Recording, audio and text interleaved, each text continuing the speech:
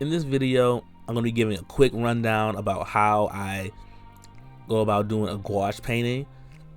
I start out by getting some water. Of course, I like using these kind of collapsible cups, but you don't really have to use those.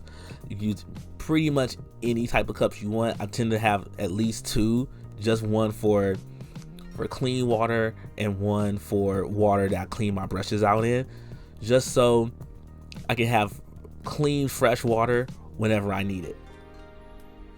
When it comes to my palette, one of the things that I do to make sure my paint can stay moist and I don't have to keep replacing the paint or it just dry out on me, I get some paper towel and I put the paper towel in the middle of my palette.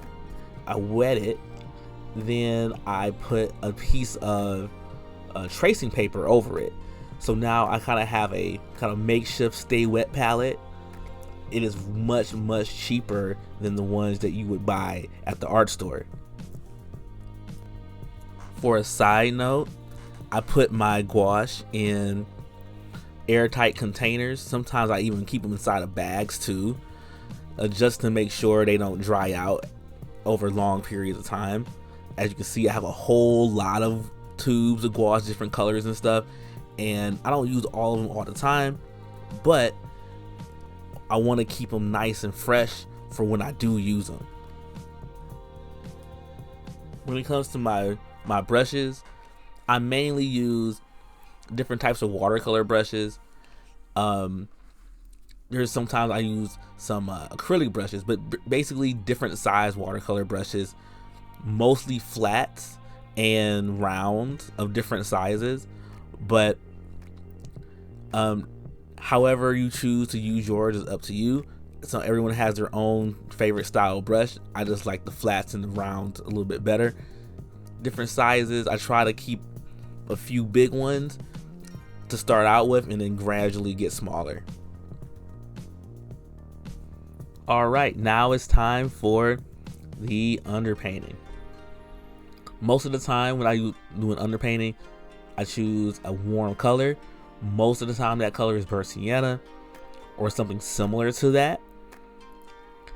What it does is it gives your paper a nice tone, a nice warm tone that's not white for you to be able to start with, and it also will help serve as a map for where your shadows are and all the separations that happen with value that will help you make form later on when you start adding your color. Sometimes if your initial color for your underpainting isn't dark enough, you can add another color in there to get some of those shadows in. That is perfectly fine as long as you don't go too dark with it. I tend to start mine kind of like a watercolor, really thin, like really thin, not very opaque there. Just making sure I get just enough that I know where the shadows are and I can make that form before I have color in it. I want to make sure after I do all this that it is completely dry before I start adding any of my colors for my painting in there. Just making sure that I have enough, like just enough that I can see where everything's supposed to be, but not too much where it's going to get in the way of my real painting.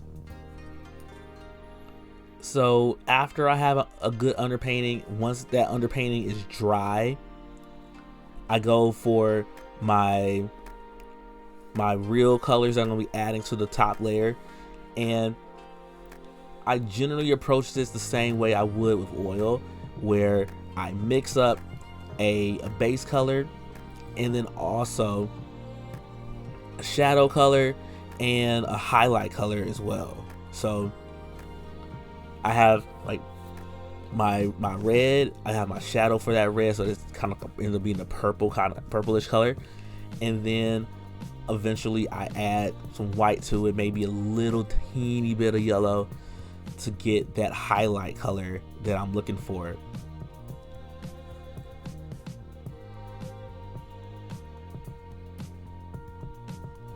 After I have my paints mixed and everything, I go in and add the darks, all the shadows. And for me, that is the way I feel more comfortable doing it. Making sure I have enough of the shadows in there that I can see my forms right. And I'm using that guide I made with my underpainting to be able to do that. It makes it a lot easier. Some people like to do it a little bit differently and add their mid-tones first, or like their base layer of what color it is. That's just not my style, but it definitely is a valid way to do your artwork if you would like to do that. But I like having those shadows in there first, so I can see it pop out as I go forward. So I go back, I start backward in space and then go forward in space, if that makes sense to you guys. After I have those shadows in, I go back and I add my main colors for it. So now I'm adding the red for the octopus there,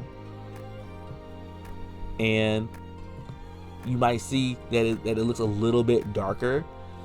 Gouache tends to dry a little bit differently than acrylic or oil does, and a lot of the times some colors will gradually lighten up as they get lighter, as they get more dry, and some actually get a little bit darker. But for the most part, more of those saturated colors tend to go on a little bit darker, and then when it dries, you see its full color. So one of the things that I tend to do is I hit it with a blow dryer after I get done with a layer, and just to see where. So after all the other stuff is done, I go back and do the background for things that are simple like this.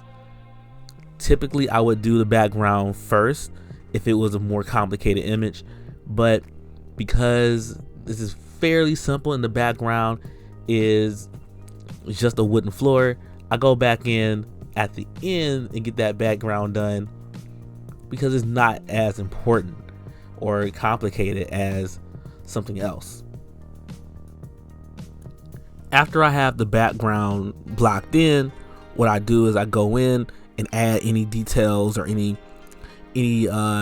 darks or lights that I need to make the picture more fine-tuned, and then it's done.